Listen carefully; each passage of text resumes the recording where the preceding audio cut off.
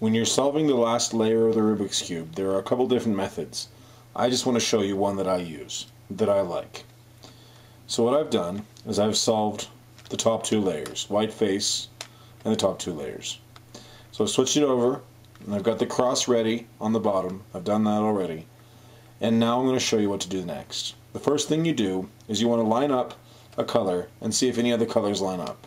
So I've lined up the red side of the cross with the red side of the cube, and nothing else lines up. So I'm going to line up the green side of the cross with the green side of the cube, and still nothing else lines up. So the blue side of the cross with the blue side of the cube, and look, the orange side of the cross lines up with the orange side of the cube. Now half the time you'll get that, and the other half the time you'll get it one side and the other, or one side and the other. It doesn't really matter if you get that, you just got to do another algorithm that I can show you in another video. This one I'm just focusing on this. You get them on the side and the back. And I say that because you want to put one on the side and one on the back, like I've done with the orange on the side and the blue on the back. That's the way it works. After you've done that, it's a really simple algorithm to get the cross right. It's simply right, up, right inverted, up, right, up twice, right inverted, up. And you'll have the red cross on the red side of the cross on the red side, the blue side of the cross on the blue side, orange side of the cross on the orange side, green side of the cross on the green side. The next thing you want to do is you want to look for which of these cubelets lines up with the right corner. It doesn't have to be oriented right. It just so happens that it is. But it doesn't have to be. This one, obviously, is green, red, yellow, and it's in the right spot. You'll see that the others are not. Orange, yellow, green, that's not right. Yellow, blue, red, that's not right. Orange, blue, yellow, that's not right. So this is the one.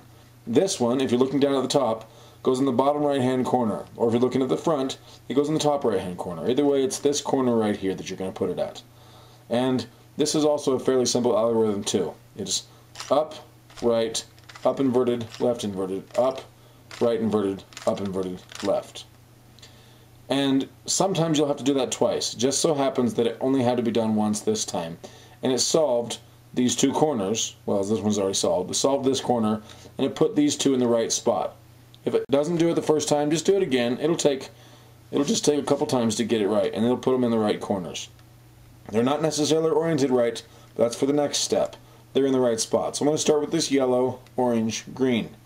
And this is the last algorithm that you're going to do in multiples of 6. You're either going to do it 6 or 12 times.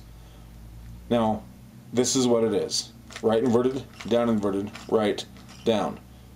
1. Right inverted, down inverted, right, down. 2, and it solved it.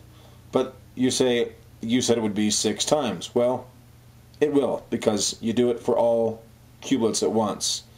Instead of just turning the cube and doing the other side, I just turn the top face and go right inverted, right, down. 3, right inverted, right, down. 4, right inverted, right, down. 5, right inverted, right, down.